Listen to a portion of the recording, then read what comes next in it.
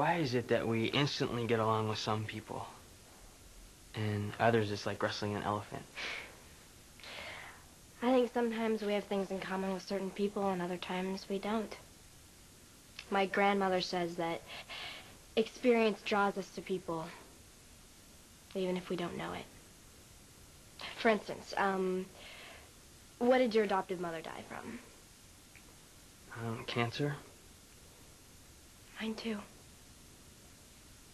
My real mom. My first mom. I was adopted too. I lived in Arizona up until the time and then my mom got breast cancer. My mom now, she got breast cancer too, Monica. That's where they met in treatment. And they just became the best of friends, practically overnight. When my mom realized that she wasn't going to make it, she asked Monica and Alan to take care of me. After she died, they adopted me. I haven't called them that in a long time. They treat you like I was born into the family. I know. They always have. Even when I tried to make it hard. So anyway, that's just some of the things that we share in common that helps us to understand each other, you know? The only difference is I remember my birth very well.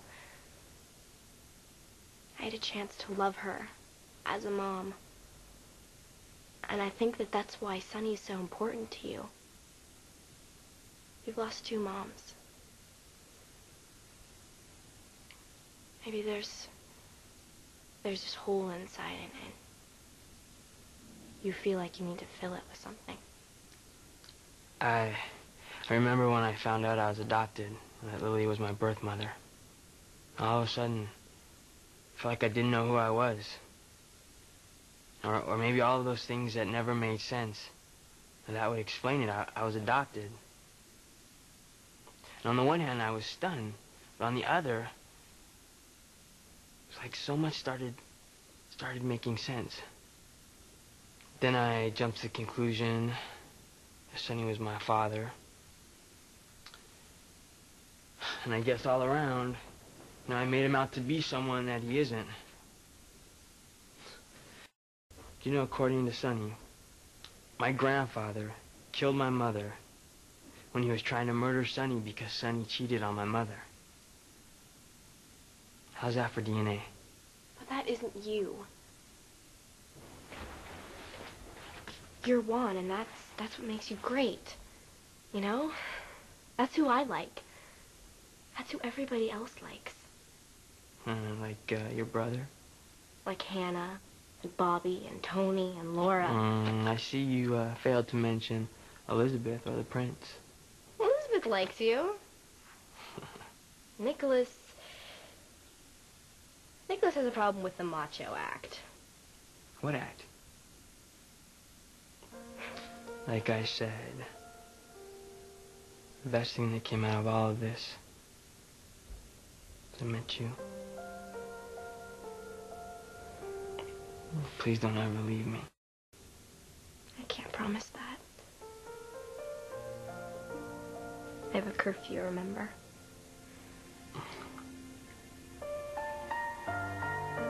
We still have time. You know, when I was little, our family had a housekeeper. He was always warning me if I didn't start listening, I'd be sorry. Well, he told me Sonny wasn't my father.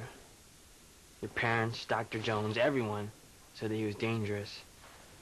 But did I listen? No. Instead, I had to go and practically get beaten to death. You know, cash in my spleen for an ugly scar that's never gonna go away. Spend weeks of a great summer in the hospital. Make your parents hate me before I even got to meet them. Let me tell you, I am sorry. So are you saying that you don't mean what you said before? That if you hadn't gone ahead and done what you want and tried to find Sonny, that we would have never met?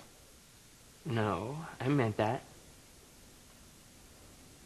Meeting you made everything that happened worthwhile. Even being in the hospital? The hospital? What about your scar? The scar and 10 more just as ugly. What about your spleen? I have no idea what a spleen does. So far, I haven't missed it. But you I'd miss.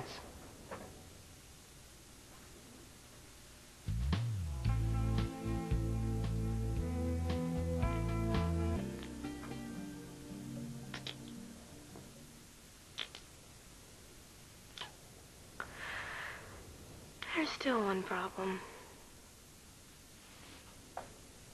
What are you going to do with the rest of summer now that you're not trying to impress Sonny? Guess I'll have to impress you. What do I have to do to impress a woman like you? Well, I like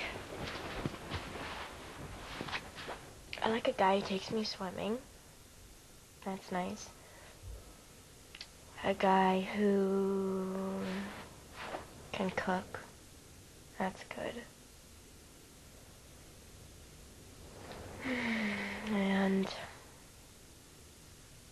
a guy who gets me at home on time for my curfew.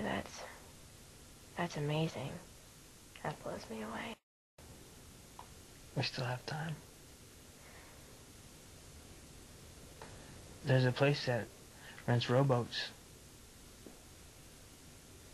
We could go out on the water, take a picnic, and float all the way down to New York City.